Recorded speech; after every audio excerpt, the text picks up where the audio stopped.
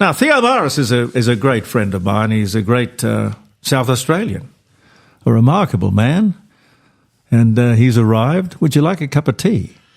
Glass of wine? No. Pull the microphone over a bit closer. I'm on some medication, and I'm going to stay free of everything. Well, you look extremely well. Thank you. I want to be well at my youthful age. Well, when people ask me how old I am, I say I use the Barry Humphries line that I'm approaching 70, but from the wrong direction.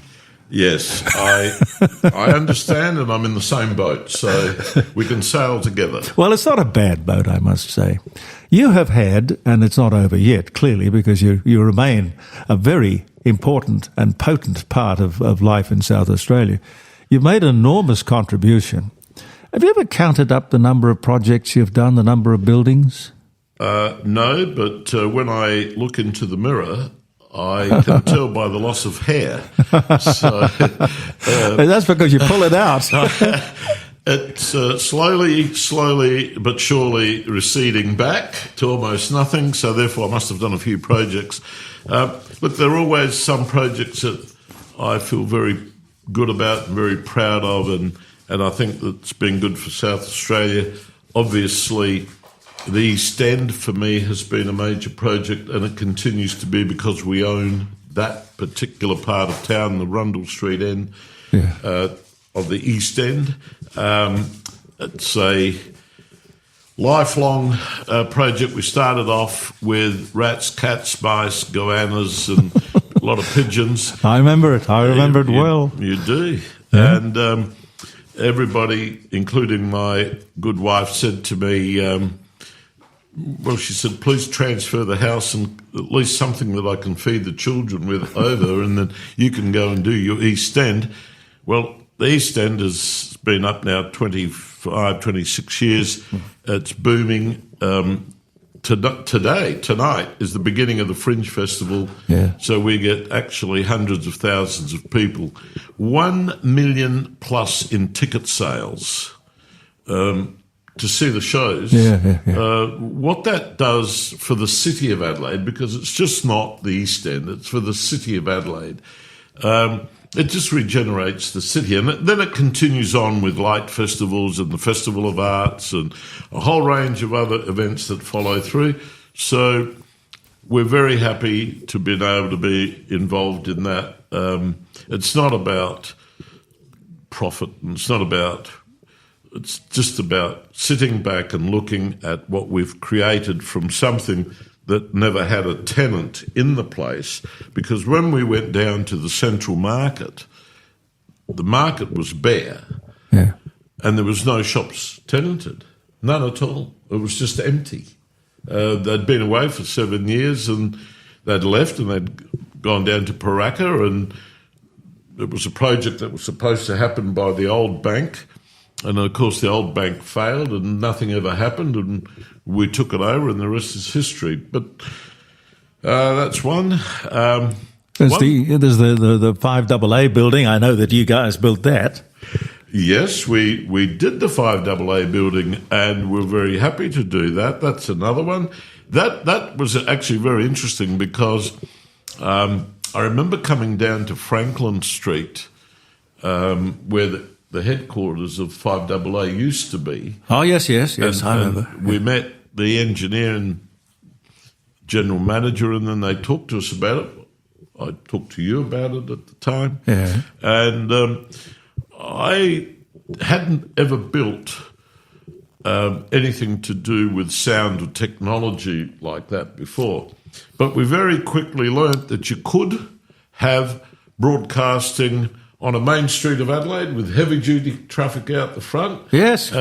You could have triple glazing with vacuum-sealed windows, and away we went. And that was the beginning of... We also did another radio station after that, which was No, hang on, that was 5KA, the one that we did first. It was 5KA. Oh, yeah. I remember that particularly because you saved my bacon because you remember the story that the union black banned the building of the new building because of me, and they demanded that 5KA sack me from the morning show or they wouldn't go back to work on the building. And I don't know what you did, but you managed to smooth that over. And I can't imagine why they were so against free speech. I mean, they could have come on my program at any time and put their side of the case. Jeremy, free speech is a wonderful thing, and that's why my grandparents and parents came to Australia, because of free speech, and I'm all for it. But sometimes it offends people when you tell the truth. And I think you told the truth, and they didn't like it. Didn't like it, no. But I can tell you that the curing pill for that was a long lunch that started at about 12:30 and it finished at about 11 o'clock at night. And I don't drink, so they couldn't. They weren't able to stand up, and so we cured the problem. Yeah. Well, I don't know that all of the things that would come up when you're building a building. Yes. The last thing in the world you want is industrial trouble, because after all, everyone should be on the same side. It's in everybody's interests to keep this city and every building rolling along happily. Yes, I absolutely and totally agree. And I think sometimes there's that little short word called ego that gets in the way of everybody. And, it's about ego. And right? power. Yeah, power. That's right. And we don't look at the betterment of everybody. We don't look at what's better for our people, our city. We just look at about me. Did you ever have to pay the union bribes to keep peace on a building site? Look, I'm not going to say that I'm the most moral person on this earth, but there's a couple of things I won't do. I won't bribe, and I will not tolerate any rubbish of back pay or anything like that. Yeah. And I'll tell you why. Once you start that, I know, yeah, you're there forever. It's a slippery slope. And if you want to go on in life being used up, just make one payment. One. Yep. And it'll never stop because they've got you. And I won't do it. I've had issues. When I was doing that 5AA, you're right. First one was 5KA, and then we did 5AA, and we had a whole lot of trouble on that 5AA station rebuild. But let me tell you one thing. At the end of the day, the lunch and the barbecue was interesting, but they do have respect for people who stand up to them. Yeah. And they got respect. Well, they had respect. Those people are no longer with us on this planet, but they had respect for you. Oh. Well, I'm glad to hear it. And thank you for coming to my support when I got the flick. That was very good of you. Thank you. I appreciated that call very much. I was stunned, along with a very large number of South Australians, because what you did, you told the truth. It's a very simple thing. It's only an opinion, really. Well, it's an opinion. And you told, to me, you told the truth. But, it's black and white. Look at the evidence that have come. Well, when it's no longer before the court, and I hope there will be a brief moment when there is not one aspect of that particular case with Brittany Higgins that is before a court, I'll certainly talk about it at length. But you were also very upset at the departure of Leon Biner, and you had some ideas about starting radio or doing something with community radio or new radio station. Are you still interested? Yes. And the reason that I'm very interested is commercial radio stations at times are not independent. No. And I think that our community deserves more than pay for an opinion. I think we deserve to have people with freedom, independence, and to be able to have different views. In my family, I've got 3 children, wife, myself. We have different opinions. We don't agree on everything, but we sit around, we talk about it. In our business, we do exactly the same. I've been fortunate enough to sit around boardrooms. I actually encourage people to give me their opinion, not to fall along with the numbers or be scared about having a difference of opinion, because I'll tell you what, sometimes I have found that there's that one person that has a different view, and when you listen to the different view, it's so different that you do something about it and you're on the right track. It could be enlightening. Yeah. Very. Yeah. And therefore, for me, community radio station I'm very interested in, because I think it's something that's not only a requirement but a necessity for our community.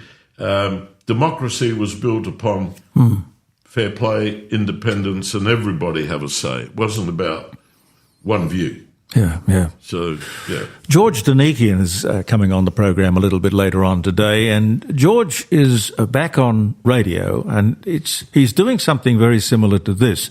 It's called Disrupt Radio, and it's in Sydney, but it doesn't matter where you are, because the technology that we have today is global.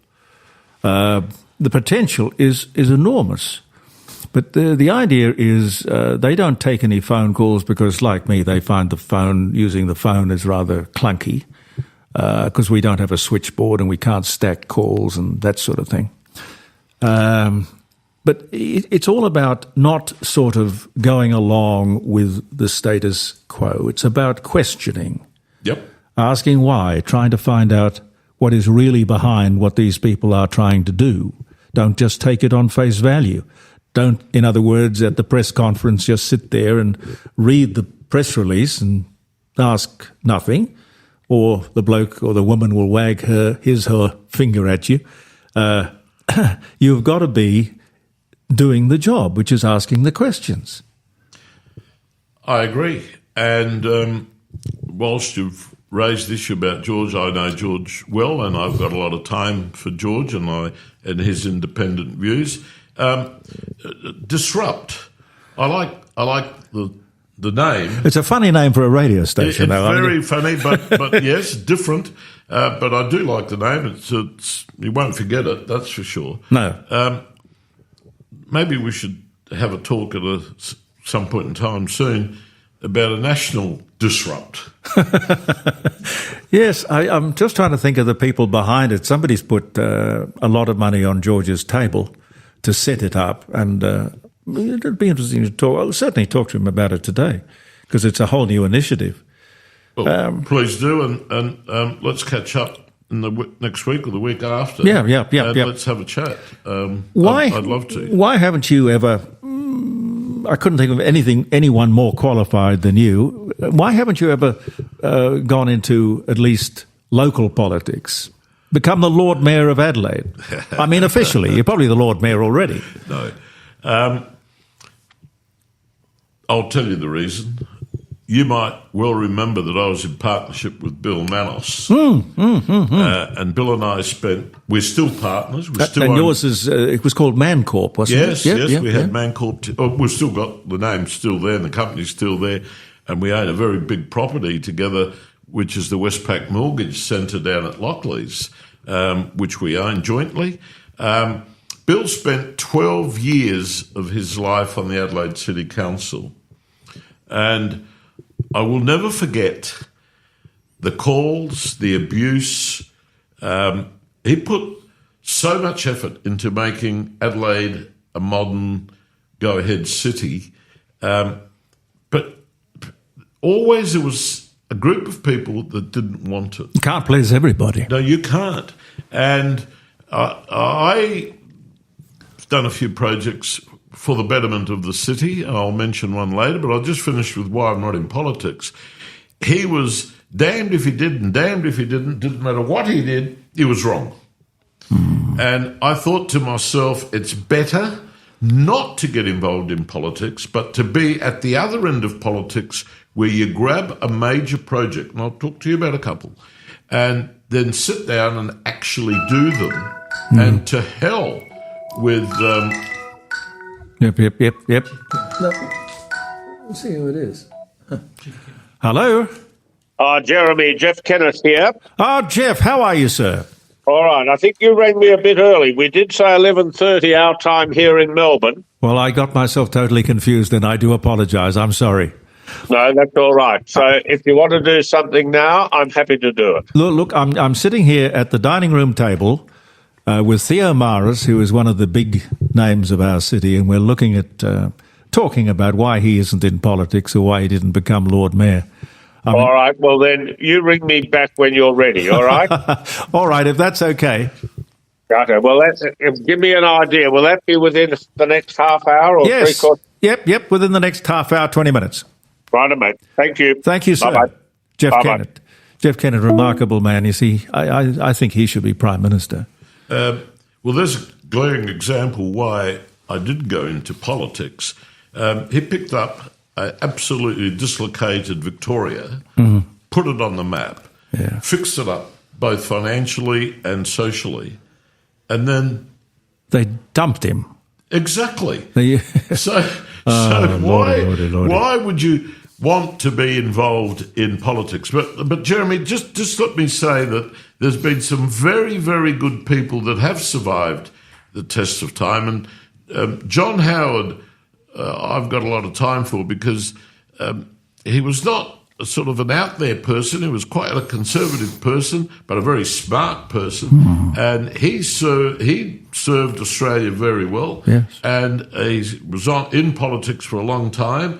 And, you've got to take a hat off to what he did for our country because both economically, socially and industrial-wise, I thought he did very good.